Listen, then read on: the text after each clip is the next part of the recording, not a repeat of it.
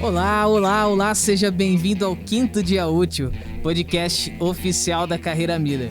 Eu sou Emerson Costa e na companhia da Fernanda Futada e do Renan Veríssimo, companheiro. Fala, pessoal. Cadê o Renan? Fala Tudo aí, Renan. jóia, Renan? Por aqui. A gente vai conduzir mais uma conversa hoje. Aliás, esse é daqueles episódios que tem que compartilhar pra caramba. O assunto tá entre os trending topics há tempos, assim, e eu acho que a gente tem que falar muito desse tema, né? Vamos lá. O que faz um profissional que pensa na experiência das interações, do consumo, das pessoas? Tem nome bonito, hein? Tem nome em inglês. User Experience, Service Designer. O que você, profissional, seja lá na área que você está, pode aprender com esses caras? Tema quentíssimo e de muito interesse. Eu tenho certeza que nós vamos ter uma aula da convidada hoje, hein? Convidada de hoje é designer de serviços na TOTVS. São mais de 3 anos especificamente nessa linha, mas se colocar aqui a dedicação em projetos de inovação e design, esse mindset de design, aí passa dos 10 anos de experiência. Gabriela Cavaliero, seja muito bem-vinda ao Quinto Dia Útil. Obrigada. Vai ser uma grande honra poder conversar contigo, tá? Aliás, eu posso te chamar de Gabi, né? Com certeza. Prefiro que me chame de Gabi. Então tá certo, Pode e Gabi. deve, né? Não consigo chamar a Gabi de Gabriela. Sem estar brava com ela. Não dá. Até rimou. É isso. Eu sempre acho que tá bravo quando me chamam de Gabriela. Não, então será a Gabi, a gente não toca mais nisso. Eu tive, num dos episódios anteriores, assim, nós conversamos com uma professora incrível, né? Uma senhora fantástica, mas assim, ela fala assim, não me chame de senhora. Cara, mas a minha cabeça é tão programada pra isso, que toda hora eu começava ali, cara, eu acho que eu fiquei uns 40 minutos pra não conseguir ver se falar, mas a Gabi não vai ter erro, não. Ó, Gabi, aqui a Vai gente... ter como errar. Não. Ó, aqui a gente provoca de levinho, assim, mas confia que acho que vai dar certo, tá? Eu vou começar com uma pergunta que, do ponto de vista das ideias, assim, talvez ele é digna de pena, sabe? Eu quero colocar a Gabriela agora dentro de uma caixinha, assim. Perdoe-me, mas eu vou seguir o protocolo, né? No final dessa conversa, você que nos ouve, você vai ter tido uma experiência com a nossa convidada, então talvez você vai formular uma resposta sua para essa pergunta. Quem é você, Gabi? Bom, eu sou a Gabriela Cavaliero, gosto que me chamem de Gabi. Eu trabalho na TOTVS já fazem 10 anos. Estou na área de UX, né, o laboratório de UX dentro da TOTVS há 6 anos. Sou formada em administração e sou pós-graduada em gestão de projetos. Uhum. E aí começa a tua experiência, na verdade, nessa área de projetos, né? Pelo menos... Exatamente. A gente deu uma stalkeada no LinkedIn, que é natural a gente fazer. A pesquisa de mercado, né? Mas essa visão de projetos contribui muito hoje, porque o cara que faz projetos, eu conheço algumas pessoas assim, né? João Augusto Resch, se estiver me ouvindo, mas esses caras levam a sério, eles levam pra vida essa área de projetos. É quase como esses Nem caras... me fale. Eles, quando vende um determinado produto, que eu não vou falar os produtos aqui, mas tipo, o cara leva aquilo pra vida. E você, Gabi? Você, como é que você encara essa área de projetos? Você levou pra vida também? Você olha muito sobre todos os aspectos, tudo que você tá envolvida, você já pensa naquelas metodologias lá que A você sua aprende? casa é cheia de post-it ou não? A minha casa é cheia de post-it. O meu filho de 1 ano ama post-it. É incrível, gente. Vai ser o novo designer aqui Mas a gente leva pra vida, sim. A única mudança de mindset que eu tive, né, de sair de uma pós-graduação de gestão de projetos e entrar para o mundo de UX, acho que a mudança constante que a gente tem que pensar. Uhum. E isso vale também para a gestão de projetos, né? Então, a gente segue livros, metodologias, mas aquilo precisa encaixar no nosso dia a dia, né? Uhum. Então, o UX também me ensinou muito com isso. Uhum. Mas a gente usa a gestão de projetos para o UX também, né? Entendi, então, é verdade. Uma coisa está ligada à outra. Tem muitos métodos. Depois eu quero que você conte um pouquinho das metodologias, assim, acho que vai ser bem legal te ouvir sobre esse aspecto também. Mas eu imaginei, uma coisa vai somando. São os profissionais do presente com o futuro que somam. A gente discute muito isso, né? A gente Basicamente, você crava uma raiz ali para buscar nutrientes do solo, mas a tua experiência, você vai começando a trazer muita coisa. Renan. Né? Olha lá, Renan. Lá vem. A história Gabi, da árvore. Gabi, eles ficam tirando onda comigo sobre esse aspecto de dizer que o conhecimento são esses galhos, assim, né? Mas, seus filha da mãe. Gabi, só que antes ainda de entrar no profissional, é muito legal, assim, a gente conhecer a pessoa que tá do lado de lá, porque ela não é só o profissional, né? O que você faz quando ninguém te vê fazendo? Cara, música é só pra... O que você queria... Quando você coloca o celular no mudo, quando você baixa a tampa do laptop, assim... não, Emerson, baixa a tampa do laptop, a gente já conversou sobre isso. Tá. A tampa é de outro lugar que baixa, no banheiro, assim. O laptop... Baixa a tela, né? O negócio de que baixar tá escrito, a tampa. se você colocar lá no Windows, lá, é que o pessoal usa Mac, vai falar, mas se você colocar lá, quando você baixa a tampa do laptop, o que você quer que ele fale? Não, Mel, lá em casa a tampa é outra coisa. Então, acho que na casa de muita gente aí, tampa é outra. Gabi, mas aí, me diz, quando você não tá, né, trabalhando, quando você desliga o celular ali, o que você gosta de fazer? Porque essas coisas também somam profissional, viu? Somam, com certeza. Bom, eu tenho meu filho, né? Então eu gosto muito de Como é o nome ficar dele? com ele. Pedro. Agora a vida, depois de um filho, né? Eu falei até pra você, depois de um filho tudo muda, né? Então, depois que eu abaixo a tampa do laptop, eu normalmente fico muito com meu filho, né? Eu gosto muito de ver séries também, mas é claro, quando eu tenho um tempo. E a gente sempre tem uma pergunta dentro do EC, quando a gente faz qualquer tipo de facilitação, a gente pergunta qual que é a sua qualidade inútil, né? Então é aquilo lá, quando você não tá fazendo nada mesmo, alguma coisa que você gosta, que no fim ele é inútil, né? Eu falo que eu adoro BBB. É uma coisa que todo mundo detesta, mas eu adoro ver a vida dos outros. Que né? virou... O pessoal brigando, é uma loucura. O que eu levo pra isso? Nada, né? Pra minha vida é nada, mas é uma coisa que me distrai e eu gosto de fazer. Caramba. Faz aquela faxina mental, né? Exato. Você não pensa em nada, né? Você só pensa ali naquele momento. Legal. Eu tô curiosa pra saber o que o Renan faz pra faxina mental, além de tomar vinho. O que você faz, Renan? O que você faz? Porque o Renan tá quietinho ali, ó. Mas eu quero... Renan, o que é que você faz? Eu jogo tênis, vale a pena? Vale. Acho que aí tá o meu detox mental. Muito bom, né? E é um jogo que exige muito, né, cara? Concentração. Mas é que essa faxina mental ainda tá... Eu gosto de ver a Rita Lobo cozinhar. Essa é uma boa também. Eu também gosto. Sim, faz sentido. É uma paz de espírito, meu. A cozinha dela é organizada, ela consegue fazer tudo com calma. Pra mim, a faxina mental Tá certo. Ou ver Masterchef, porque aí também tem essa parte de cozinha e tem as tretas também que a gente fica ali de olho, né? Pô, mas então a pergunta é fundamental. Olha lá, você vendo? Uma pergunta que a Gabi usa dentro de algumas etapas do que ela faz. E, pô, que legal que deu certo. Então, agora, foi muito bom te ouvir sobre esse aspecto, viu? É legal a gente dar algumas risadas aqui. Agora, vamos pra prática, Gabi. Começa a mostrar pra gente aqui, ó. No meu LinkedIn eu coloco muito isso. Você vê um resumo depois lá no LinkedIn. Eu digo muito que eu sempre gostei de pensar nas interações de consumo. Tanto é que depois eu caio pro branding, né? Eu tive um blogzinho que eu escrevi umas coisinhas assim sobre pesquisando as marcas. Eu sempre achei isso maneiro, né? As pessoas que criam esses significados por meio desses desenhos.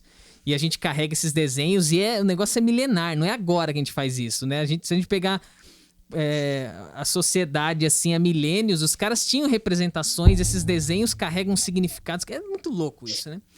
E aí eu pergunto pra você, Gabi, quando você tem duas cafeterias, uma do lado da outra, elas vendem exatamente o mesmo café, exatamente ao mesmo preço, o que é que faz você entrar em uma e não em outra? É o trabalho do X? O X tem a ver com isso? O designer de serviços, ele tem a ver com isso?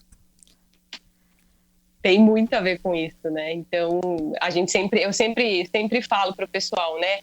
Hoje, com as tecnologias exponenciais, as coisas estão se exponencializando cada vez mais rápido, né? Então, hoje, muitas pessoas fazem a mesma coisa, né? Então, você deu um exemplo super legal, 2 cafeterias, né? qual que é o grande diferencial de uma cafeteria para outra cafeteria? Realmente é a experiência, né?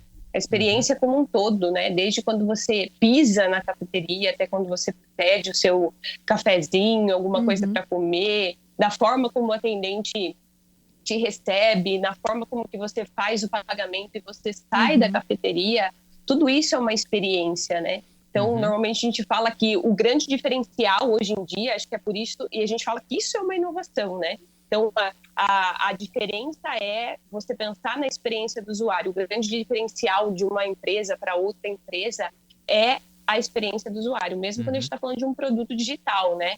Então, produto digital, quando a gente está falando de tecnologia, hoje as mesmas empresas têm as mesmas tecnologias, RPs, atendem a mesma demanda. O que diferencia eu comprar de uma empresa, um produto de uma empresa de outra empresa, né? Realmente é a experiência como um todo, a jornada do cliente, né? Tem um livro, Isso é Design de Serviço, do Mark Stig. Eu não vou lembrar o sobrenome dele, mas eu vou Como é o nome do livro? Vocês. Isso é Design de Serviço. Peraí que o nosso robozinho aqui, nosso Machine Learning vai procurar aqui, ó. Quem tá no YouTube, eu tô apontando pro nosso Machine Learning. Eu tô com ele aqui atrás de mim. Peraí. Vou pegar aqui, ó. Mark Stigdorn. É esse livro aqui, ó. Legal. Legal. Pra você que não está vendo, então gravou o nome do autor aí? Mark Stigdorn. Ele fala muito sobre isso, né? Que é essa experiência como um todo, né? A experiência é desde quando o cliente vai procurar uma oferta, até realmente ele pegar essa oferta, né? É esse ecossistema como um todo. E também tem um lado interno. Então, para eu conseguir oferecer uma boa oferta, por trás de tudo isso também precisa ter um bom desenho, os funcionários bem preparados, motivados, né? Processos organizados, e tudo isso faz a diferença na experiência do usuário. Né? Então, o grande diferencial de uma cafeteria para outra, com certeza, vai ser a experiência do usuário. Cara, você sabe que você que tá ouvindo aí é de RH, exatamente por isso que a gente trouxe a Gabi aqui, porque não é só a cafeteria, né? O que faz a pessoa querer uma empresa e não a outra, né? Exatamente. Participar de um processo seletivo numa empresa e não a outra, falar bem da remuneração de uma empresa e não da outra, é a experiência por trás de tudo isso, né? A Gabi veio hoje aqui pra contar um pouquinho como isso conversa com o RH também, enfim. Olha lá, tá chamando aí, hein? Ó o despertador. Que legal! Olha que legal. Você sabe que o home office trouxe essas maravilhas, né? Ótimo isso. Porque agora a gente fala assim, cara, para de querer esconder. A arquitetura já fazia isso. Quando a gente visita alguns prédios novos, contemporâneos, assim, você vê a tubulação de ar-condicionado passando, você vê as coisas, você fala, cara, ninguém pensou em esconder isso. Lógico que não, tá tudo à mostra. Então agora vamos fazer isso. Por que na empresa não pode ser assim? Então vamos mostrar a nossa casa, deixa eu chorar. A gente passou muito tempo assim nas empresas, né? Atrás do terno, da gravata e do não sei o que. Aqui é o profissional e não sei o que. E agora 2020 veio rasgando. Vamos mostrar quem todo mundo é aqui. Cara, isso é muito legal. Gabi, diz pra mim. Então... Fale, Renan. Emery, desculpa, mas só fazendo um comentário, um gancho aí do que a Fer comentou, principalmente do RH.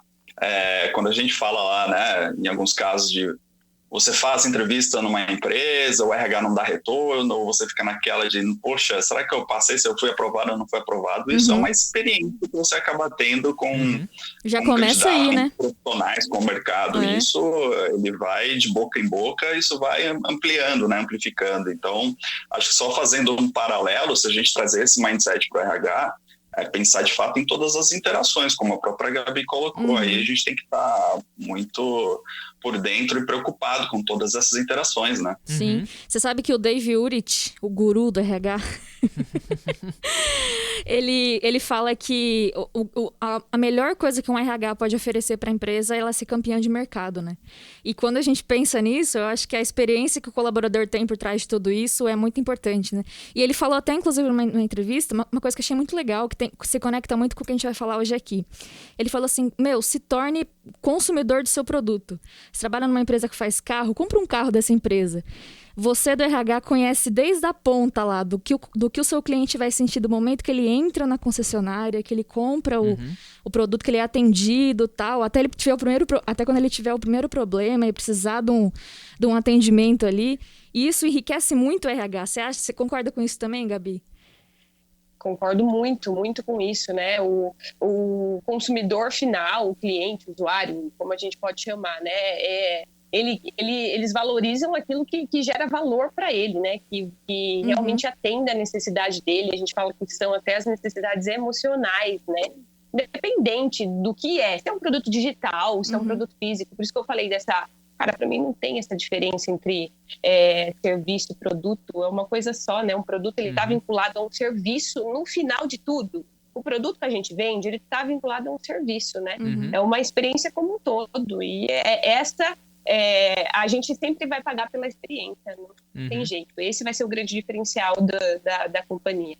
A gente sempre cita um livro aqui que fala muito sobre essa experiência, os significados, né? Que acho que é uma grande moeda de hoje em dia e está muito ligado a isso, né?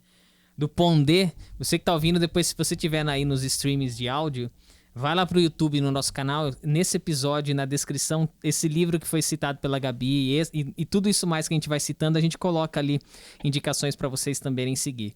Gabi, diz para mim então, na tua visão, o que é um profissional de UX? Descreve isso, se puder, coloca na caixinha, igual eu pedi para você colocar lá na caixinha quem era você, coloca na caixinha esse profissional e qual é a diferença, né? Se esse design de serviços, esse service design é a mesma coisa, como é que você pensa tudo isso com a experiência que você tem aí dentro do negócio? Tá. Para mim, dentro da TOTVS, hoje a gente chama de designer, né? Então, a gente não faz muita essa diferença entre o UX e tudo mais, né? A gente coloca isso no cargo do LinkedIn, mas a gente entende que é uma coisa só, né? Porque no final de tudo, a gente cria soluções para melhorar a experiência do cliente, né? Para melhorar a experiência do usuário, né? Claro que tem os que falam que existe essa diferença entre o UX, né? O UX, ele é responsável por desenhar a melhor experiência quando a gente está falando de um produto digital, ele pensa na interação desse produto digital, tudo mais. E o service designer, ele pensa, né, na experiência de um serviço, de um processo. O service designer, quem é formado em service designer, normalmente ele não tem um skill muito forte para produto digital, né? Então, talvez ele não consiga chegar numa etapa de construir a arquitetura de informação de um produto digital, por exemplo. Ele consegue passar pela etapa de pesquisa, fazer um protótipo conceitual para validar com o cliente o protótipo, mas no final, a hora que for desenhar essa arquitetura de informação, a interação de um produto, talvez ele não consiga chegar nessa parte. E daí tem aquelas pessoas que a gente chama de product designer, né, que são aqueles caras que olham de ponta a ponta, né? Então, ele faz desde a pesquisa, entender o usuário, entrega até a parte da interface, que é o layout, onde eles pensam nas cores, na tipografia, nas letras, tudo mais, né? Então, existem essas diferenças, mas no final de tudo isso, o que o designer entrega é a experiência.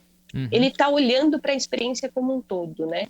Então, claro que a gente tem alguns especialistas focados mais em research, focado mais em interação, ou focado mais em visual, mas no final, o objetivo do designer é entregar essa melhor experiência, né? É pensar nessa melhor experiência.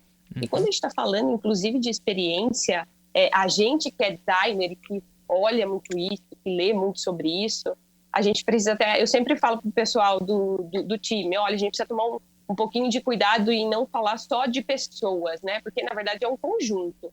A gente está falando de pessoas, a melhor experiência para o usuário. Mas isso também precisa ser financeiramente viável para a companhia. Isso aí precisa ter uma tecnologia viável também para o negócio. Então, a gente fala desses 3 pilares, né? Tecnologia, negócio e pessoa. Tudo isso junto, ligados, ele acaba gerando essa inovação e essa melhor experiência, né?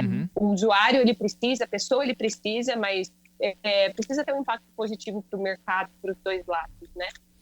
Então, no final, o objetivo do designer é entregar a melhor experiência. Existem, sim, essas especialidades, quem olha para tudo, quem olha para um nicho específico, mas no final, a gente sempre vai querer melhorar a experiência do usuário. Né? Tá. Dentro do XLab, por exemplo, a gente tem pessoas que fazem a parte de research e depois a gente faz o repasse para quem, se a gente está falando de um produto digital, para quem vai pegar a parte de interação, ou quem vai pegar a parte do visual, né? Que a gente chama de UI, que é User Interface, né? Que olha mais para a parte mesmo de layout, de cores, de tipografia e tudo mais.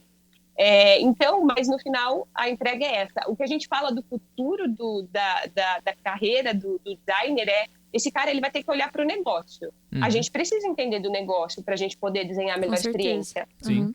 Então, não adianta eu falar, eu sei fazer a melhor interação possível, mas, cara, eu não entendo do negócio, será que realmente eu sei fazer a melhor interação? Sim. Eu preciso saber do negócio. Então, a gente fala que a gente precisa olhar muito mais para o negócio, porque essa técnica de como você faz uma entrevista, de como você faz uma interação, tudo isso a gente vai aprendendo, vai aprimorando, né? Mas, cara, você entender do negócio, a gente sabe que é uma coisa bem complexa, né?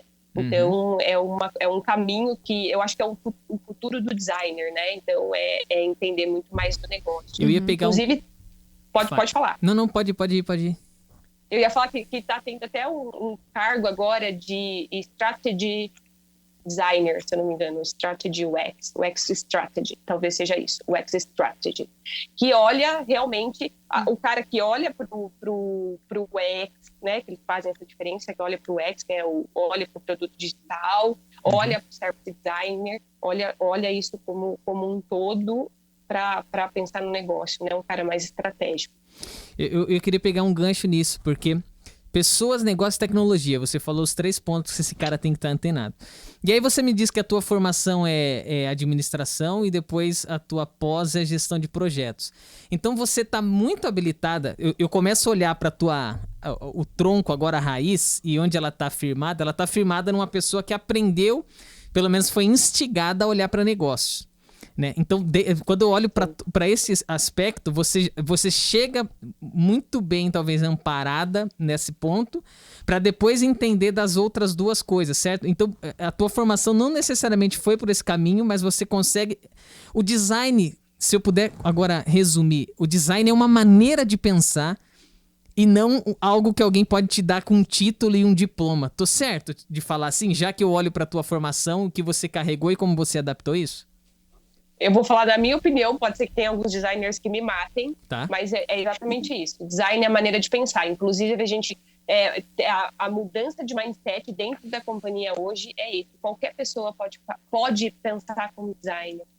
Né? Então, hoje a gente tem esse cargo, tem um laboratório, mas a ideia é a gente espalhar essa cultura. Todo mundo pode fazer dentro das áreas dela. Né? Então, nossa, isso é importantíssimo. Muito importante, é a forma como se pensa, né? O próprio design thinking, né, que é a abordagem de inovação centrada nas pessoas, eles falam sobre isso, né?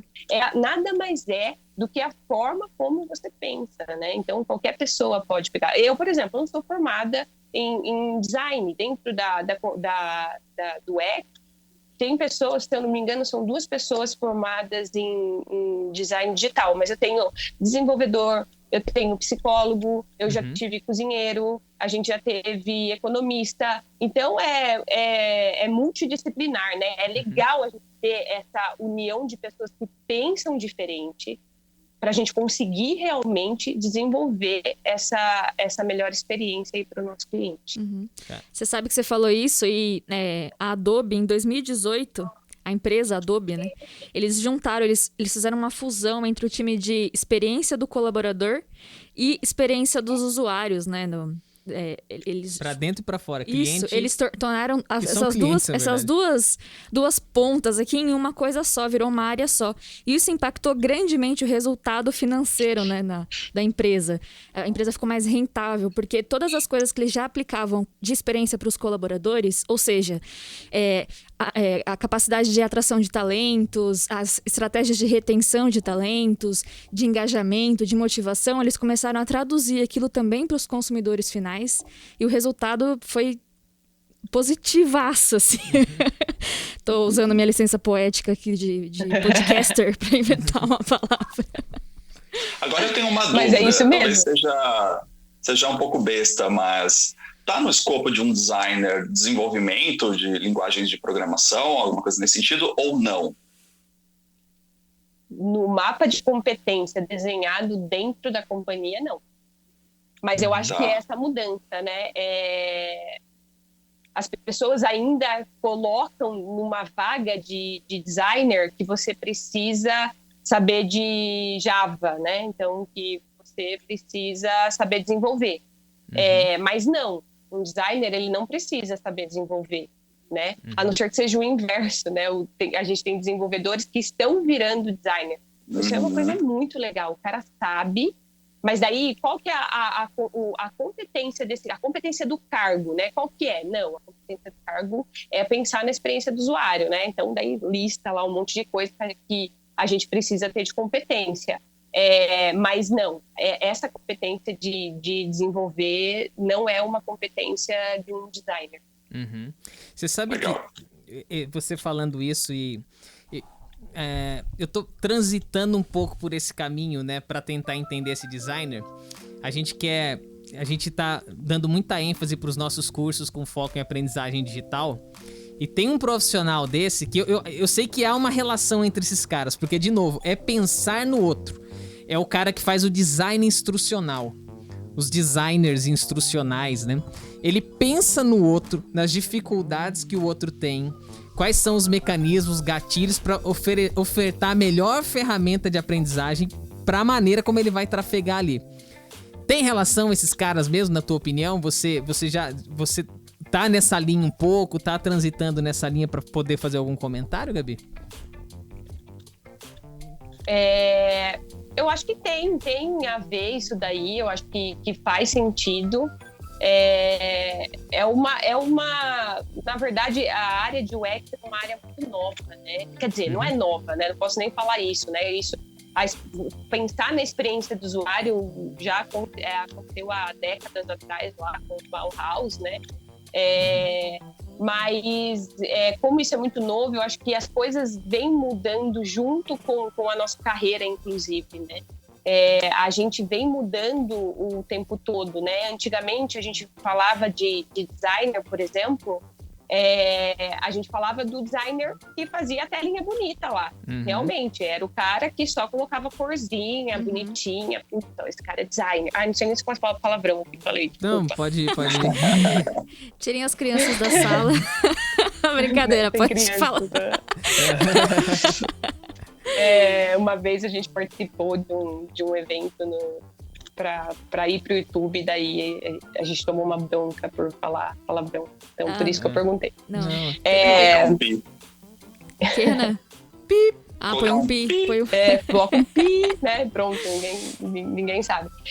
Então, vem mudando muito, né? A carreira do designer, né? A evolução. A gente vem evoluindo com o designer, né? Então, antes era a telinha bonita, era o próprio desenvolvedor que fazia a telinha bonita, né? A gente não falava com o usuário. A companhia mesmo, né? Quando a gente começou a pensar no usuário, então a gente não precisa pensar no usuário, né? Há tempos atrás. A gente sabe o que o usuário precisa, o que o cliente quer, né? Então não precisa conversar com ele, né? Porque você desenvolvia aquilo que você achava que era bom para o seu cliente, né? E as coisas foram mudando, né? E o começo da nossa conversa lá, né? O que as pessoas estão... Uma pessoa copia a outra, né? Tem muita coisa parecida que faz você comprar de uma pessoa e não de outra pessoa, né? O que faz você não ir na lojinha do lado e comprar pela internet, né? Então, tudo isso envolve a experiência e eu acho que essa mudança da carreira também, né? Então, a gente vem crescendo junto com essa evolução do designer em si, né? A gente vem aprendendo muito, tem muitos livros de design, né? E a gente precisa ler o tempo inteiro para ver o que a gente pode renovar, o que a gente pode mudar. São muitos conceitos envolvidos, né? Não tem uma receita de bolo, se eu falar para vocês, façam assim, né? Pode ser que de outra forma, fazendo um trabalho dentro da empresa, vai ter o mesmo resultado, né? Então, por isso que tem muita evolução o design. Eu não sei se eu te respondi, na verdade. Não, você respondeu. Fui por outro caminho. Porque ele pensa, e eu entendi sim, essa maneira de pensar de novo. Porque nós estamos querendo... provavelmente quando esse episódio estiver no ar agora, você que tá ouvindo, fala, poxa, eu queria ter me candidatado a essa vaga, né? Mas não sei se vai dar mais tempo, né? Mas a gente vai divulgar antes, então acho que talvez você já soube, né? Quando eu entro nesse podcast aqui, eu me sinto muito no episódio de Dark. Porque você começa a falar, eu já não sei mais se eu tô no futuro, no passado, no presente. Eu só tô aqui no quinto dia útil mesmo. Exato, Gabi. Mas aí, esse é o ponto, porque eu não sei se existe esse cara... Eu sei que tem quem pensa nisso, mas eu quero um cara que pensa no outro. E esse é o ponto. Eu poderia dizer que a empatia é uma das maiores habilidades dentro desse campo da soft skill aí, que um cara de design nessa linha do que a gente está conversando tem que ter. É a empatia.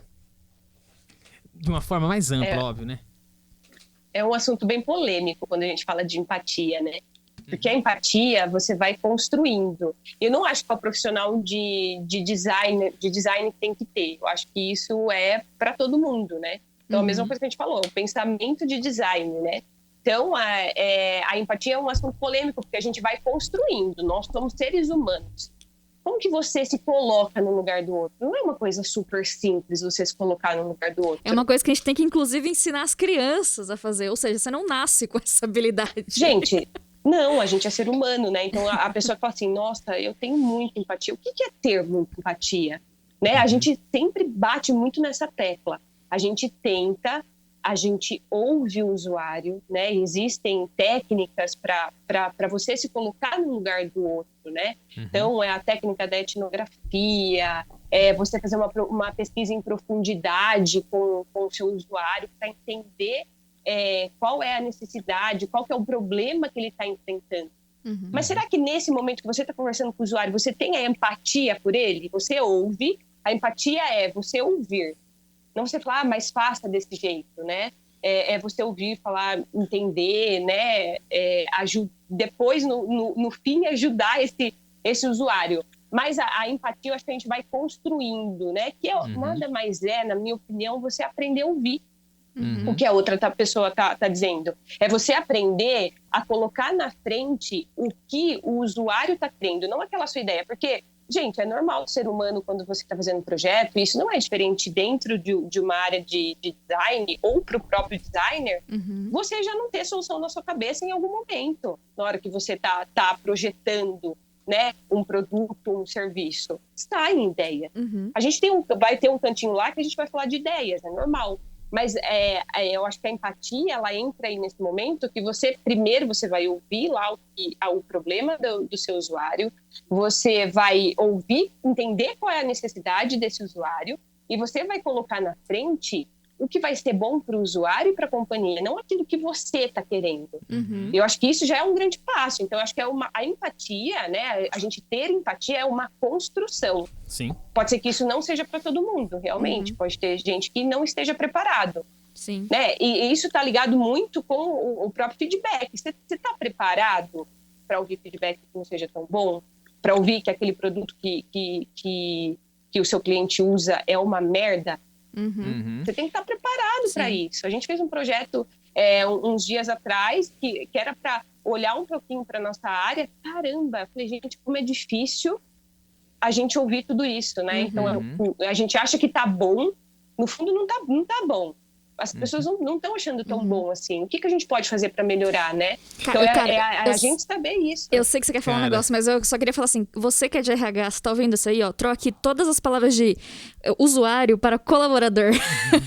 E você vai ver que isso tem muito a ver com o que você lida no seu dia a dia. E como que dói você fazer uma pesquisa de clima e o cara fala assim, cara, a remuneração...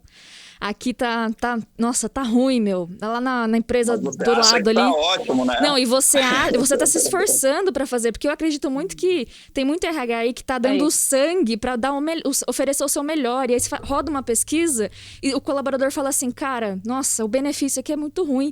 E, meu, você deu seu suor pra conseguir aquele benefício. Cara, Gabi, eu vou dizer pra você que você tem a solução pra um dos problemas mais complexos que a gente tá enfrentando na atualidade. Você disse aqui agora. Quê? Não, mas olha, para pensar. Ninguém quer ouvir alguma coisa que não faz bem. Não. Reparou que a sociedade positivista diz assim, cara, só escute coisas que te faz bem. Então, meu amigo, não queira ser um UX, sabe? Não queira ser esse cara dessa Porque linha. você vai ter que lidar com problema. Pois é, porque o Netflix sugere séries que estão no seu posicionamento político, a forma que você pensa sobre uma série de aspectos. Ele não vai... Ele mais ninguém, nem o YouTube vai sugerir vídeos pra você do político que você não gosta. Porque ele fala assim, cara, pera, ele quer consumir algo que...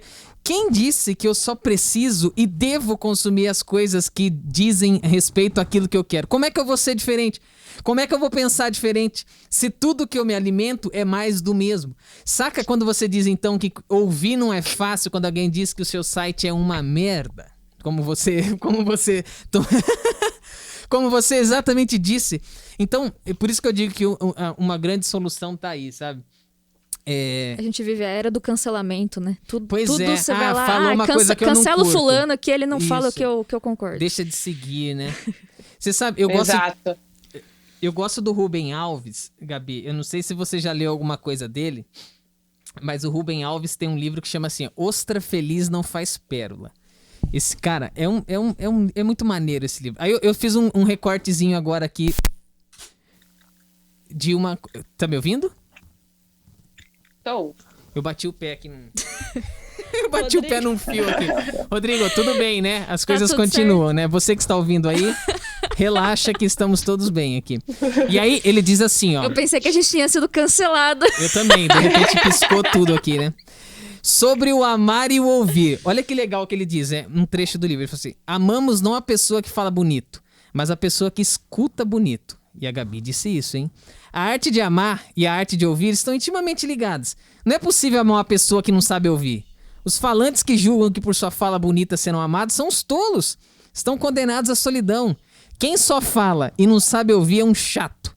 O ato de falar é um ato masculino. Fala é falos. Algo que sai, se alonga e procura um orifício onde entrar. O ouvido, tá, Fernanda? Já o ato de ouvir é feminino. O ouvido é um vazio que se permite ser penetrado. Não me entenda mal. Não disse que fala é coisa de homem e ouvir é coisa de mulher. Todos nós somos masculinos e femininos ao mesmo tempo. Sherazade, quando contava as histórias das 1001 noites pro sultão, estava carinhosamente penetrando os vazios femininos do machão. E foi dessa escuta feminina do sultão que surgiu o amor. Não há amor que resista ao falatório. Ficou poético o que você disse, né? Porque é isso aí, saber ouvir é uma arte e você precisa disso para conseguir fazer muito bem, né? O que você acha disso, Renan? Ô, Gabi, desculpa. Não, eu acho que é super curioso esse ponto, cara. E até falando dessa questão de empatia, de se colocar no lugar do outro e tal, é muito curioso porque às vezes você leva o viés daquilo que você já tem na sua própria cabeça, né? Então, eu acho que aí eu não tenho profundo conhecimento de UX, enfim, mas o que eu consigo pensar agora é que, poxa, como você consegue pensar na experiência do usuário, mas sabendo que o usuário, eles não são iguais, eles não pensam da mesma forma. Então, como você atrair os diversos tipos de clientes e, assim, deixar a interação mais, enfim, interessante possível para a atração de usuários e de clientes e satisfação, é muito curioso, porque nem sempre você consegue personalizar uma interação. Eu não sei se eu estou viajando muito, mas é o que me vem à mente agora, nesse momento, sabe? Vai lá, Gabi. Vai, Gabi, desculpa aí te cortar. Não, é isso mesmo. A gente tem que pensar dessa forma mesmo. A gente fala uma coisa super legal, que a gente fala dentro do laboratório, é o seguinte, é melhor, principalmente a gente, né? Eu acho que isso serve para todo mundo, tá? Nem vou usar que é o designer, eu acho que isso é para todo mundo, a gente que tem que ter esse dom de ouvir, da empatia que tanto se fala, né? É melhor você ser taxado como ignorante do que como um sábio, né? Então, para você ouvir, para você entender, para você entrar no mundo dessa pessoa, é melhor você ser visto dessa forma, né? Então, a gente sempre tem muito esse viés na nossa cabeça, porque eu não quero, eu quero ouvir você, eu quero entender você, né? E não eu quero falar o que é bom, né? Ou eu quero falar da minha empresa, ou eu quero falar do meu produto. Não é uma venda, né? É uma coisa que a gente sempre fala. É realmente a gente ir de coração aberto para ouvir o que essa pessoa tem para dizer pra gente. Nossa, cara, isso que você tá dizendo é muito importante, assim, a gente conseguir fazer essa transformação, assim, né, de não impor o conhecimento. Eu tô pensando aqui em Sócrates, né? A filosofia ensina... Porque Sócrates estava muito nessa linha, Gabi. Eu não sou o melhor interpretador aqui agora das coisas que ele escreveu, né? Mas sempre dos professores que me ensinaram, era do tipo assim, fale-me mais desse teu conhecimento. E era uma pergunta atrás da outra, né? Conte-me mais sobre isso que você sabe, né? Eu quero que você diga. E esse modelo investigativo era o que dava o charme pra coisa assim, né? A gente tem um lema aqui. Esse lema eu carrego comigo, né? Quem vê minha mesinha lá, eu tenho um globinho de ponta cabeça. Falei, quem disse que está correta a maneira como lhe ensinar a ver o mundo, né? Não sou terraplanista não, mas viro o negócio de ponta cabeça. Ai. Não, eu já fiquei preocupada aqui. O meu é um globinho. Não tem um pedaço de pau lá, um negócio, uma pranchinha, não. Não, é que mas assim, aqui do espaço... se fosse redondo, não ia chamar planeta, né? De plano, que é essa brincadeira. Nossa senhora. Meu Deus. Mas é isso. Então, assim, eu acho que é investigação o tempo todo, né? E eu gosto de uma propaganda do Futura, e eu era bem pequenininho, via já essa propaganda, assim, dizia assim, né? O que move o mundo não são as respostas, são as perguntas. O que move, então, segundo você, Gabi, o cara né, que foca na experiência do usuário, é a pergunta. É saber o tempo todo fazer perguntas inteligentes para colher o melhor. O Steve Jobs dizia, as pessoas não sabem o que querem, deixa que eu vou mostrar para elas o que elas querem. Olha que contraposição agora, né? Eu preciso escutar e ao mesmo tempo eu tenho um cara que impactou a vida de muita gente, tem uma marca que bate PIBs de países aí, de uma série de países, né? Só que o tempo todo ele fala assim, ele não sabe por quê, porque eu vou fazer as perguntas, ele vai me dizer algumas coisas e eu vou interpretar aquilo. O Steve Jobs é uma referência para você, Gabi? Muito, a gente fala dele o tempo todo a gente fala dele, né? Na nossa última, quando a gente faz alguma apresentação, os nossos workshops, a gente sempre tem uma frase dele. Eu acabei de ver um texto no Medium, inclusive no nosso Medium do X-Lab, que um designer soltou agora, que ele fala, né, que o Steve Jobs diz assim, o usuário não sabe o que ele quer até que você mostre para ele. Então, isso também é um viés quando nós estamos falando de inovação, né? E quando nós estamos falando de entender o usuário, a gente também tem que ter essa linha. Às vezes o cara não tem um problema, mas qual é a oportunidade que eu estou tirando disso, né? Então, a gente também tem que olhar com esse cenário. Às vezes você vai conversar com o seu usuário e para ele vai estar tudo bom. Como você consegue tirar a oportunidade disso? Fazendo boas perguntas, né? Então, fazendo essa pesquisa que a gente chama de qualitativa, fazendo essa pesquisa de profundidade, ou indo até o local, não agora, né, porque a gente está nesse momento que a gente está vivendo, mas quando a gente podia e a gente ia para observar, né, o que estava acontecendo no ambiente, então tudo isso faz muito sentido, né, então também acho que é bom, né, essa frase que eu li agora antes do almoço, que fala sobre o que o Steve Jobs fala, é importante também para a gente ter em mente, né? Então, vocês falaram bastante aí da pesquisa de clima. Então, e quando a pesquisa de clima está indo super bem? A gente não tem plano de ação. Não é assim? Só tem plano de ação quando tá ruim? Aí só não dá, tem né? plano de ação quando tá ruim. E as oportunidades? E as mudanças? E essa, né? A gente fala de tecnologias exponenciais, mas o ser humano também está mudando constantemente, né? A tecnologia muda, o ser humano também muda, né? Constantemente, né? Com a própria tecnologia também, né? A gente muda o nosso comportamento, né? Então, a gente sempre precisa estar renovando. A gente fala inovar mesmo, né? Não é inovação, quando a gente fala que é só aquela inovação disruptiva. Pode ser inovar no seu processo que você faz no dia a dia. Então, a gente vê as oportunidades de melhoria que a gente pode fazer no nosso dia a dia, seja numa pesquisa de clima, numa atração de talentos, qualquer coisa, tá indo muito bem, então isso aqui eu não mexo, vou mexer no que tá indo tão bem. Talvez a gente pode perder espaço com isso também, né? Então a gente precisa muito prestar atenção nisso. Mesma coisa do Steve Jobs, né? Ninguém tinha esse celularzinho aqui até ele mostrar pro mundo, e agora ninguém vive sem. Quando a gente fica sem celular, a gente fica louco, né? É isso. Olha que eu tô pensando aqui no que você tá dizendo, né? E eu caminhei justamente por essa linha, porque se a pesquisa de clima, como ela se apresenta totalmente boa, não faço nada, se fosse dessa forma, a gente estaria navegando no Windows XP ainda, ou estaríamos realmente lá no outro. Por quê? Porque quando você chega... Tem muita gente que é o seguinte, você coloca uma tecnologia nova, o cara fala, eu vou ter que aprender de novo.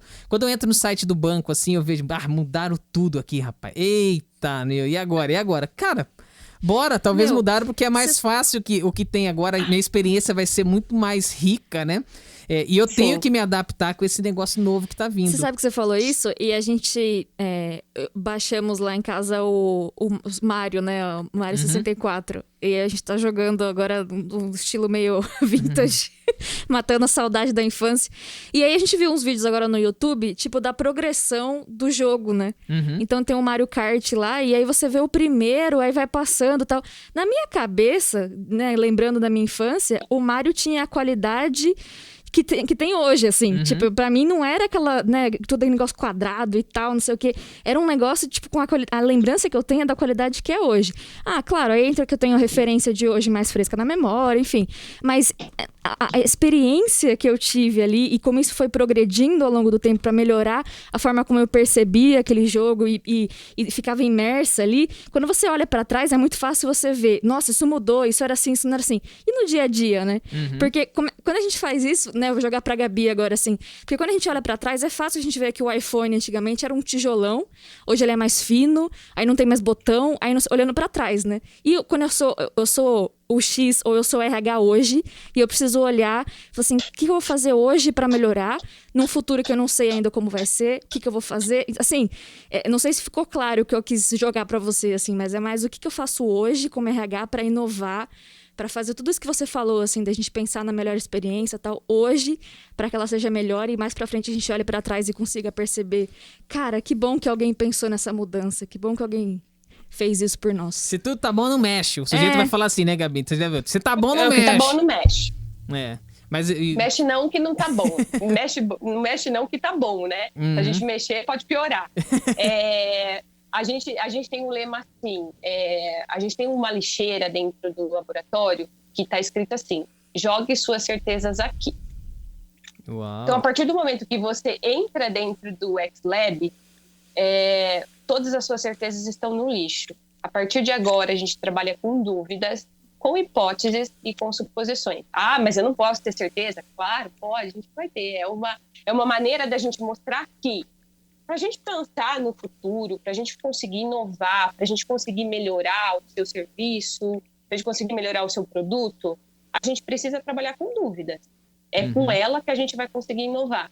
Então, esse é o primeiro ponto, né? Eu acho que a gente conseguir olhar para o futuro é a gente ter dúvidas daquilo que a gente imagina, porque a gente não sabe, realmente, a gente não sabe. É difícil pensar no futuro, não é super fácil pensar no futuro, né? Como vai ser daqui para frente? Mas a gente construir essas oportunidades que podem vir no futuro, né? Quais são as tendências, o que as pessoas estão fazendo. Então, existem muitas ferramentas hoje, tem um Context Map que fala um pouquinho sobre isso. Então, lá você coloca a sua empresa e você fala das tendências e você fala das necessidades. Algumas ferramentas que ajudam você a usar a cabeça mesmo e entender o que está acontecendo no mercado. Que talvez no nosso dia a dia a gente não faz isso, né? Não faz esse tipo de coisa para a gente pensar na frente. E o trabalho do design é fazer isso mesmo, né? A gente ajudar a pensar lá na frente. A gente pensa lá na frente, a gente fala dos sinais fracos, né? Quais são os sinais fracos que eles estão me dando que vai me fazer chegar no futuro, né? Então, isso é importante. E do jogo, a mesma coisa, né? E vai ter algum momento do futuro, a mesma coisa do videogame, que é decepcionante, né? A gente sempre fala isso. Então, antes era melhor. Isso. O 6D da tecnologia exponencial, a gente fala, né? É quando vem a disrupção, chega alguma coisa nova Então, por exemplo, a câmera digital, quando ela chegou, né, o que era analógico virou digital, né, vem a digitalização. Só que depois vem a decepção com isso, né? Porque era bom no começo? Não era ruim. Depois a gente vai se acostumando, né? E a gente vai entendendo que é muito melhor. Hoje a gente tem o quê? Uma câmera dentro de um celular pequenininho, que tiram fotos maravilhosas. Cara, pensa com filtros maravilhosos. Pensa num projeto de trilha de carreira, ter uma reformulação, o cara vai mudar a nomenclatura do teu cargo, sabe? Aquelas coisas todas, assim, o RH tem que comunicar isso. A primeira reação dos caras, Gabi, é isso aí, tipo, nossa, antes era muito melhor. Não, porque antes, não. Tá, agora me desvalorizaram aqui, por que mudar o meu cargo? E o meu salário? E o não sei o quê? E aí entra nesse momento que você falou que um designer também se depara, né? Então o RH também se depara com esse momento. E a forma como, qual é a solução que o designer dá pra isso, quando ele se depara com uma situação como essa, que você acha que o RH pode aprender e aplicar diante de uma dificuldade assim?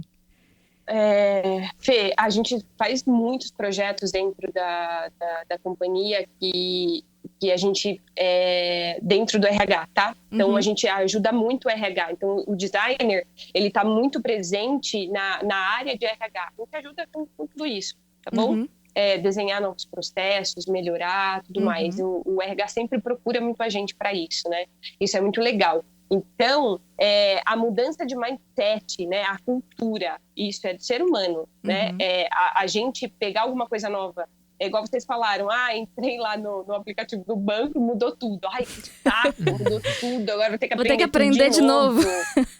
Mas olha só, a experiência de aprender tudo de novo primeiro, você não precisa de um treinamento para você aprender de novo. É tão fácil, quer dizer, depende do aplicativo, né? Aí já não sei, não posso falar muito. Vamos pegar os bons exemplos. Vamos pegar os bons exemplos. Mas você não precisa ter alguém, né? Você consegue aprender sozinho ali, né? É normal. O próprio YouTube, a gente fala, meu Deus, como que a criança sabe que ela vai clicar ali, ela vai... clica no ícone do microfone, ela vai poder falar lá Peppa Pig e vai aparecer os vídeos da Peppa Pig. Ninguém ensina isso. As crianças aprendem sozinhas, né? Isso é a experiência do usuário. Mas o ser humano não se adapta a mudança super fácil, tá? Você pode entregar a melhor solução. Para ele mudar de uma coisa... Por quê? Porque a gente se acostuma até com aquilo que é ruim. É o quentinho, né? Tá quentinho aqui. Tá quentinho. A mudança, ela tira você da zona de conforto. Então, é um trabalho, além de você mostrar. Então, a gente tem um trabalho com o RH. A gente levar para o RH uma mudança, um novo desenho de mapa de carreira, por exemplo, que vocês falaram. Mas a mudança de mindset é uma construção junto até a gente chegar nessa maturidade. Porque vão existir pessoas... Não, é a cultura, né? A gente fala, é o ser humano. Tem a mesma coisa quando a gente está falando de produto digital, tá? Quando a gente está olhando os nossos produtos também, é a mesma coisa. Como que a gente faz para tirar essa pessoa daquilo que é antigo e que a gente sabe que é ruim, mas ela trabalha há 20 anos com aquilo? O que eu vou fazer? Só que daí a gente tem a mentalidade do quê? As pessoas novas que estão entrando agora, que não trabalham há 20 anos com esse produto, elas não vão querer mais usar esse produto. Né? As coisas estão se renovando. Mas também, claro, né, eu estou falando das pessoas que usam há 20 anos, mas existem também aquelas pessoas que usam há 20 anos e estão super dispostas a mudar. Sim. Né? Então, é muito de pessoa, de ser humano, né? A mudança, ela incomoda. Por mais que ela seja para uma coisa boa, ela incomoda. Sim. Então, é uma construção depois que a gente desenha essa experiência. Porque depois que a gente desenha essa experiência, isso é implementado, isso vai ter que virar um piloto para ver se funciona. A gente fala que é sempre iterativo, né? Então, não é porque eu passei por um processo de UX, que eu fiz um projeto, que eu entendi os usuários, que eu mostrei uma solução e aquilo vai ser implementado, que eu não volto mais atrás.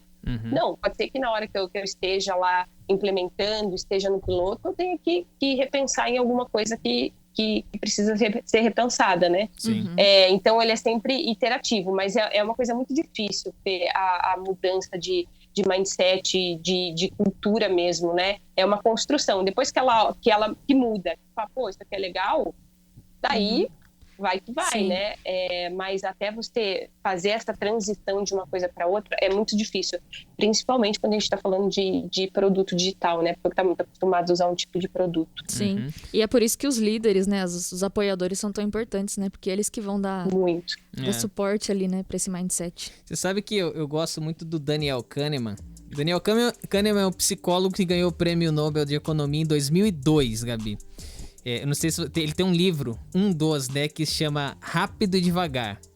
E ele fala um pouquinho sobre a nossa mente dividida em 2 sistemas. Ele faz uma alegoria criando um sistema 1 e o 2. O sistema 1 é o sistema que faz muito das nossas automações e a gente usa isso muito para decidir.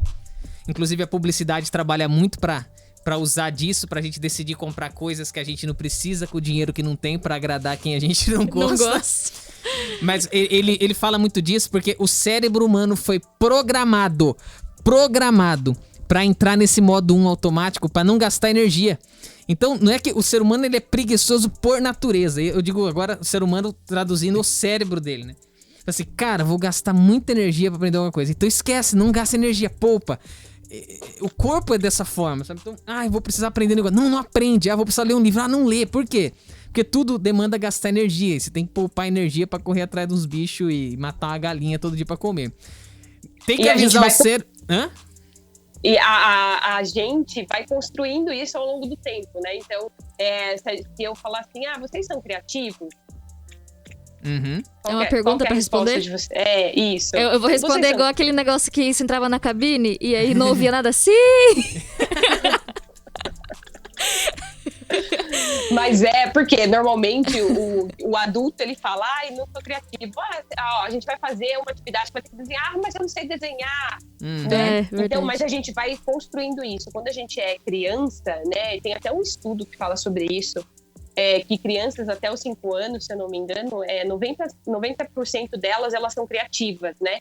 Porque quando a gente olha lá para uma escolinha infantil, as mesas elas são todas juntas, elas criam coisas que você nem imaginam, né? Elas têm uma criatividade absurda e ninguém prende isso dela. Agora, quando a gente vai crescendo, a gente vai lá para a sala de aula, que é o quê? Como que é o cenário de uma sala de aula? É toda enfileirada, certo?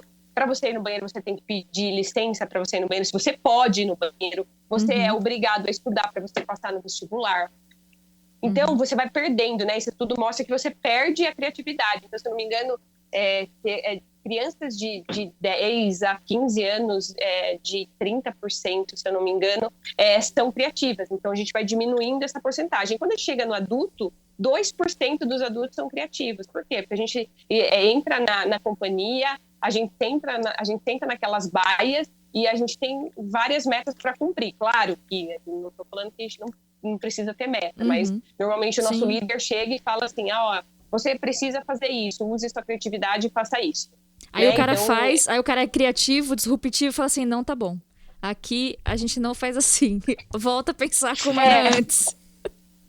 Não, e a gente fala até de uma linha da autonomia e da autonomia e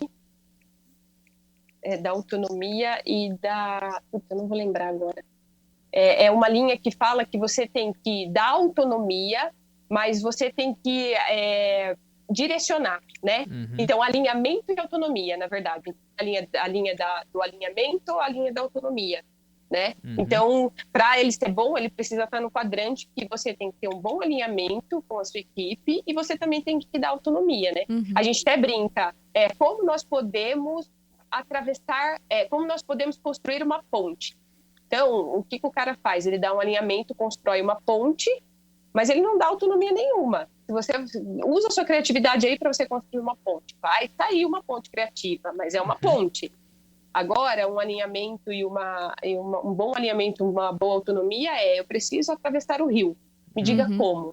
Né? Você deixa isso aberto e existem N formas para você atravessar o rio. Não necessariamente é uma ponte. Uma ponte pode ser uma delas. Né? Então, você deixa isso muito aberto. Mas isso é uma construção. A gente vai perdendo a criatividade com o tempo. Então, dentro do laboratório, a gente sempre fala, todos nós somos criativos. né? Não existe certo, não existe errado. Todos nós somos criativos, né? Pra gente tentar quebrar um pouquinho isso, né? Inclusive, quando a gente faz qualquer tipo de projeto, não existe nem hierarquia ali, tá? Então, se um diretor senta com a gente, ele vai desenhar com a gente vai falar da mesma maneira, pra gente não ter exatamente isso, porque às vezes aquele cara, ele vai inibir outras pessoas que não vão conseguir dar a ideia, ou ele vai dar a ideia primeiro, né? Então, quando a gente tenta numa mesa, todo mundo no mesmo nível, quando pra gente criar alguma coisa ou discutir alguma coisa, para que a gente consiga realmente sair com Legal. Uma boa ideia. Legal você ter falado isso. Eu vou perguntar pro Renan. Eu ia perguntar pro Renan se é porque ele tem a gente tem um clube de tecnologia, né? E o Renan tá muito mergulhado aí nesse meio. Ele deve ter visto muito, né? Essa interação assim que acontece né, quando a gente chega nesse ambiente de tecnologia. Como é que é, Renan? Compartilha com a gente aí. Exatamente, e a gente tem muito que aprender com eles, que eu comento quando a gente está falando do RH ou de qualquer outra área de back-office, porque até puxando o gancho do que a Gabi estava falando dessa questão da criatividade das crianças e tudo mais, eu acho que a gente, quando a gente vai crescendo, a gente vai colocando muitas barreiras nos nossos pensamentos, na nossa forma de pensar e às vezes isso acaba nos limitando, né? No sentido de ter uma ideia e falar assim, mas isso não é viável, porque não vai dar certo, né? E aí era a minha pergunta para a Gabi, para entender, cara, como que é o dia a dia, essas reuniões de validação de ideação, enfim, novas ideias e tudo mais, tem que tirar essa barreira, vale tudo ali, ou fala assim, poxa, Joãozinho, você tá viajando muito na maionese, pode parar por aí. Como que funciona isso? Muito legal essa pergunta. Quando a gente está fazendo um workshop para geração de ideias, né, a gente fala um workshop de ideação, normalmente a gente fala que, primeiro, não existe ideia ruim, né? E não existe julgamento de ideias. Primeiro de tudo, quando você dá uma ideia, não é para você pensar se essa ideia vai dar certo, se essa ideia não vai. A gente sempre fala, o pensamento de geração de ideias aqui são ideias divergentes, né? Não ideias convergentes. Quando a gente pensa em quando a gente pensa em uma ideia e todo mundo pensa junto naquela ideia. Não, esse não é o objetivo quando a gente está dentro do workshop de ideação.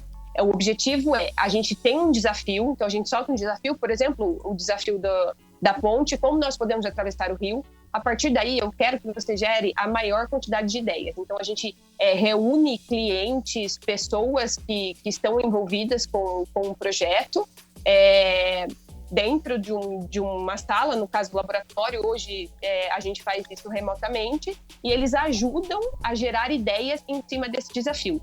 Sem limites, sem julgamento, não é para pensar se vai dar certo, não é para pensar se vai dar errado. Além disso, a gente cocria em cima das ideias das outras pessoas. Então, a gente tem um tempo de criar ideias, a gente tem um tempo de cocriar, e o cocriar não é você falar que aquela ideia da pessoa não vai dar certo. É você olhar para aquela ideia, como que você transforma, como que você acrescenta essa ideia, né? Para a gente sair com um montante de ideias. Porque daí, no final do dia, a gente vai ter um cardápio de oportunidades. Pode ser que algumas coisas vão para frente, óbvio que depois disso a gente faz uma análise para entender qual que é o impacto dessa ideia, né? Claro, óbvio que a gente precisa fazer isso, né? O impacto positivo lá para o mercado, é positivo para a empresa, é positivo para o usuário, né? Então ele precisa ser positivo para os dois lados, né? Qual que é o risco dessa ideia, né? É um risco alto, é um risco baixo? É uma ideia super conhecida que a gente já consegue aplicar ou não? É uma ideia desconhecida, a gente vai ter que estudar mais. Então, a gente faz esse tipo de análise, mas no momento da ideação não existe nenhum tipo de julgamento, né? E a maior quantidade de ideias geradas, melhor. E a gente sempre pede para desenhar, isso é uma outra coisa, né? Desenhar faz a gente também ter um outro viés, inclusive para a criatividade e até da forma como que você interpreta um desenho, né? Então, você olha lá para aquele desenho, você pode a pessoa desenhou de uma maneira e você pode interpretar de outra maneira, né? Então, isso ajuda, inclusive, na cocriação, né, de ideias. Então, a gente sempre pede para desenhar, além de escrever as ideias, desenhar as ideias também. Legal. Não, pode falar. Pode ir. É que a Gabi falando, eu fiquei lembrando muito de um episódio da série da Netflix. Inclusive, a Netflix, mais um episódio aí pra pagar aquele boleto lá de propaganda que a gente faz aqui. Que chama Abstract. E tem um episódio de uma designer de brinquedos. E ela fala isso, ela fala muito de... Ela dá aula numa universidade, né, de design. E ela fala assim, ó, eu quero que vocês desenhem uma maneira de carregar água. Ela não fala assim, desenha uma caneca, ou desenha um copo, ou desenha... E aí ela mostrou as possibilidades que foram apresentadas ali. Então, teve gente que apresentou, tipo, 2 mãos, assim, uma conchinha, carregando água. Certo, carregando água, né? Tem gente que fez um copo, tem gente que fez, sei lá, uma jarra. E aí você vê você abre para as possibilidades que a pessoa tem livremente, né? A liberdade para pensar, né? Livremente a liberdade não, né, Fernanda? Mas é isso mesmo. Essa série no Netflix é uma série muito amada por todos os designers. Sim, inclusive. É maravilhosa. Fica a dica aí, pessoal. Olha, veja só. Eu comecei fazendo uma pergunta e eu disse que essa pergunta, né? Eu não sei se, Gabi, você vai se lembrar, mas antes de fazer a pergunta, eu disse assim, essa é uma pergunta digna de pena. E eu perguntei quem é você. Repara o seguinte, quando eu perguntei, eu pedi pra você entrar numa caixinha e me dizer quem era você. E esse é o ponto. A nossa conversa, ela veio desse ponto inicial e se amarra aqui, porque eu acho que a diferença da criança, eu não diria que deixamos de ser criativos. Eu acho só que a gente entra nas caixas e não tem coragem de sair delas. Porque a criatividade, ela pode ter, eu vejo assim sobre alguns aspectos, ela é útil ou inútil? O aspecto, por exemplo, se a gente pega a filosofia dos gregos, a inutilidade era algo de valor, a utilidade não, a utilidade estava com o escravo, com o trabalho. E a inutilidade estava com alguém que fazia daquela virtude dele brilhar e ser maior. Mas pra quê? Pra nada, simplesmente pela virtude, é isso que tá o ganho. Quando eu olho pra isso tudo, Gabi, que você colocou... e eu perguntei justamente quem é você pra provocar mesmo, porque eu acho que o ponto da caixinha é que é o problema. Quando você dá, eu olho pra forma, você desenhou um gráfico na minha mente aqui, né? A gente pega as coordenadas desse gráfico e você colocou uma coordenada tem alinhamento e a outra coordenada tem autonomia. E eu vou ficar no quadrante que é o melhor, em que eu tenho muito alinhamento, um propósito bem definido e eu tenho autonomia suficiente para fazer com que as coisas aconteçam. Eu já trabalhei com pessoas que dizem assim, eu não sou criativo. Aí eu falo assim, mano, se a pessoa me disse isso, aí eu penso assim, caramba, tá faltando direção? A direção tá ali. Tem autonomia pra fazer? Tem autonomia pra caramba, não tem nem processo. Que sujeito... Esse ganho de repertório, Gabi, eu acho que é fundamental. Porque a criança, se ela não tem nenhuma caixa, tudo que ela absorve, ela solta. E isso é muito louco, muito bom, né? Você fala um negócio perto da criança, geralmente você fala, não fala perto do moleque ali, que daqui a pouco ele tá lá na escolinha dele contando aquele negócio. Eu assisto com meu filho aquele... Aeroportos do Discovery, e ele tem 6 anos, ele fica, pai, cocaína ali, ó, pegou, cocaína. Daí eu fico pensando, esse moleque vai chegar um dia, ele vai chegar um dia na escola e falando assim, cocaína, professora, 6 anos, cara, será que o pai dele tem algum problema com a droga?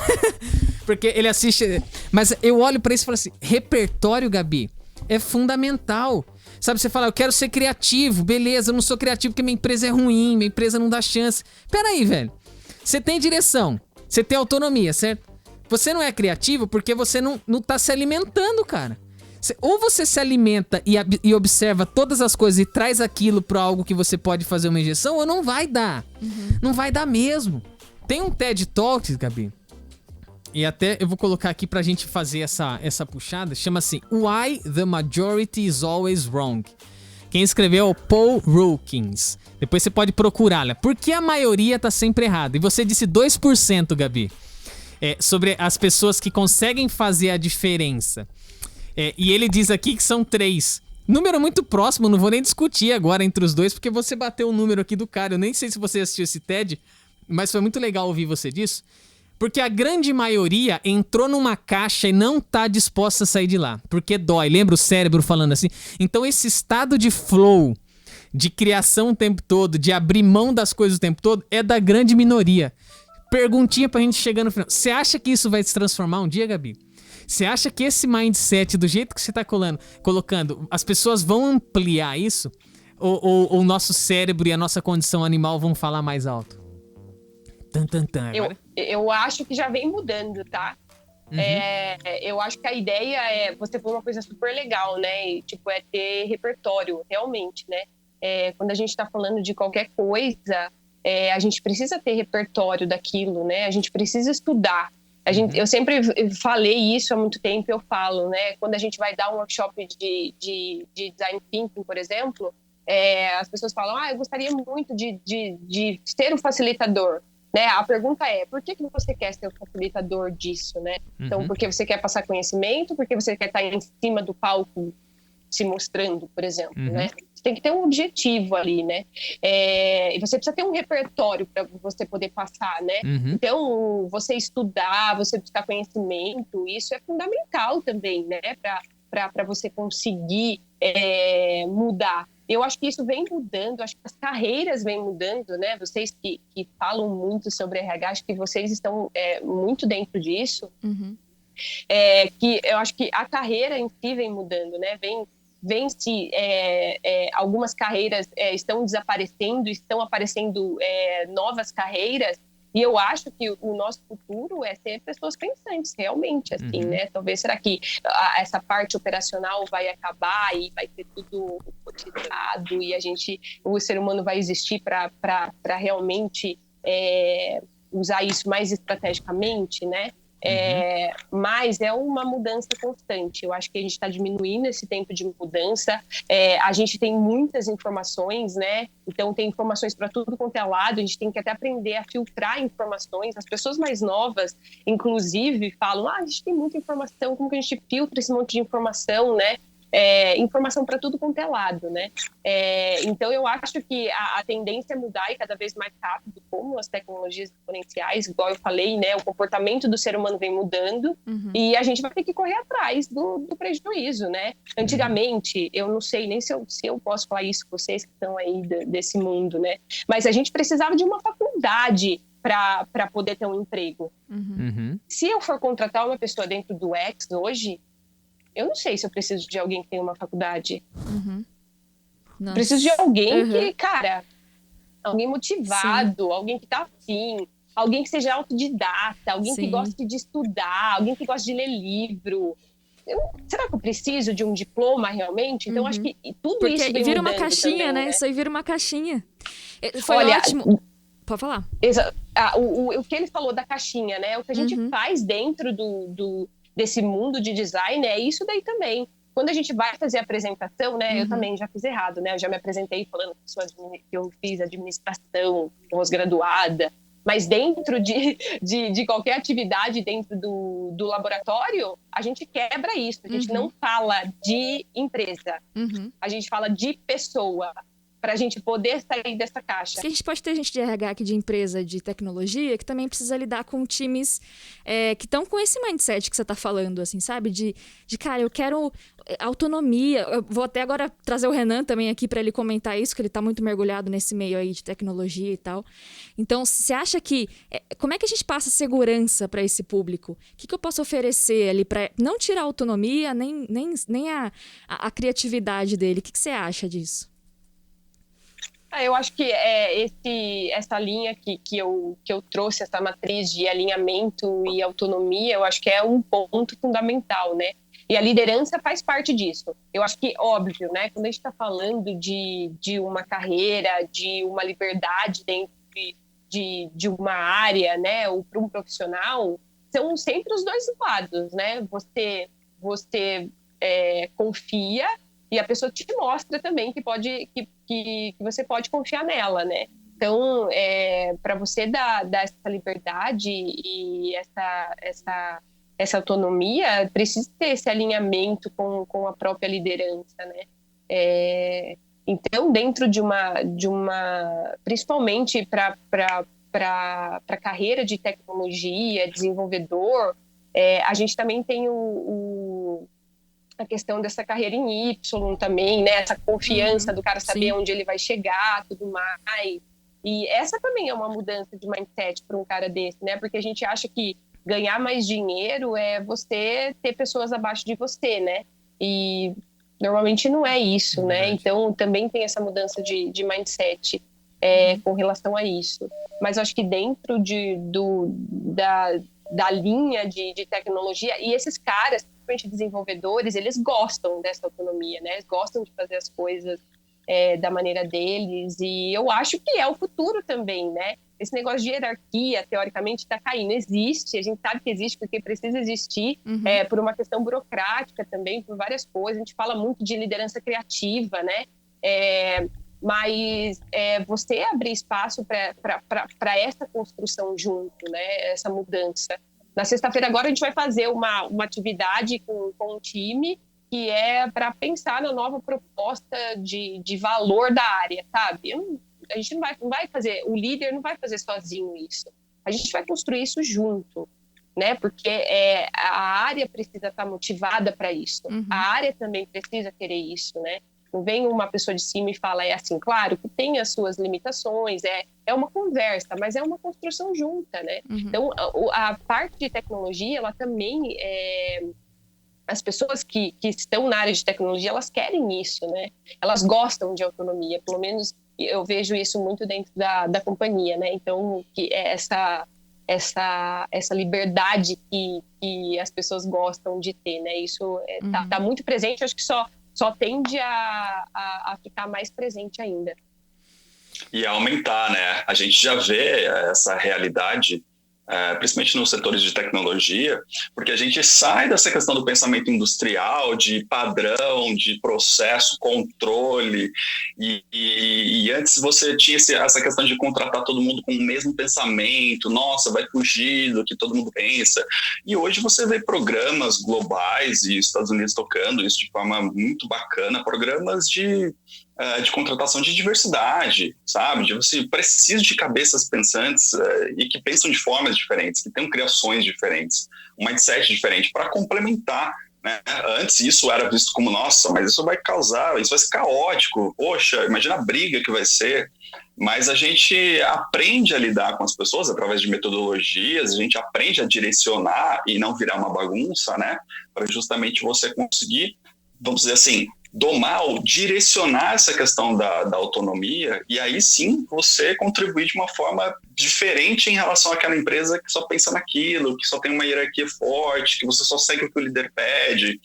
Então, geralmente, quem está ali na operação é que sabe quais são as dores do dia a dia, o que precisa mudar, o que não precisa. Então, a gente já fala de time multifuncional, já fala de trabalho em squad há muito tempo. Então, assim, poxa, hoje ainda é muito grande isso no time de tecnologia, mas cada vez mais a gente vai testar em outras áreas, a gente vai testar na empresa como um todo, e a forma de pensar diferente é que vai fazer com que a empresa tome um rumo interessante e que consiga se destacar em relação às outras. Então a gente precisa aprender com isso e a gente precisa criar um ambiente favorável a isso, né? Sim. Legal. É verdade. Gabi, olha, a gente... Parece que o tempo passa tão rápido, eu não sei se passou pra você, mas quando a conversa é boa, ela passa voando assim, ó. Eu queria fazer a última perguntinha pra você. E você gostaria de ter falado algo que a gente não perguntou aqui? Não, acho que a gente abordou bastante coisa, a não ser que vocês queiram saber alguma coisa. Segredo? Não. Nossa, não dá essa liberdade pro Emerson. Era essa a pergunta mesmo. Legal, foi muito bom ouvir você dentro desse tema. Acho que a gente tem espaço para conversar muito mais, mas acho que a gente pode fazer isso de repente em outros episódios agora e fica legal. Já deixo um convite aí para você e você fica à vontade se algum dia quiser voltar para bater um papo com a gente de novo. Foi um prazer ter você aqui, tá? Muito obrigada. Contem comigo se precisarem. Tô super à disposição. Esse mundo de designer é um mundo que gosta muito de trocar ideias e de trocar conhecimento, bater papo, então podem contar comigo sempre que precisar. Que show! Sucesso, Legal. Viu, na tua caminhada. Parabéns aí Muito obrigada por pra tudo vocês também. que você tem feito e por ter compartilhado isso com a gente. Renan, muito obrigado também, viu? Valeu, doutor. Obrigado. É Até a uma próxima. honra ter você aqui também. Fer, valeu. Valeu. Ó, e você que está nos ouvindo aí, Se você tá nas plataformas de streaming, a gente citou muitos livros e coisas, então a gente vai tentar colocar todos eles ali dentro do descritivo também. Fica bem legal pra você depois acessar qualquer coisa, passou ali. Inclusive eu vou pôr também na descrição a matéria o case da Adobe de 2018 que eu citei, saiu na Forbes.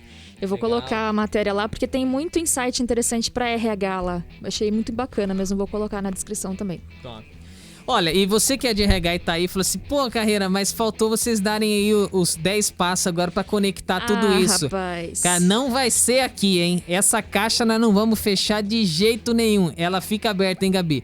E quem tiver aí do lado, vocês estão com o ambiente assim, ó, aberto pra fazer uma série de conexões e tentar fazer a aplicação disso, porque eu tenho certeza que se você colocar o outro como a tua referência, se você tentar entender tudo que acontece com ele, pô, vai dar pra criar muita coisa legal, assim, não tenho dúvida. Muito obrigado por tua companhia. Se tiver no YouTube, se inscreve aí, curte o nosso canal. Tem podcast, tem episódio novo toda semana. Foi um prazer ter você com a gente mais uma vez. Valeu. Valeu. Tchau, pessoal. Tchau.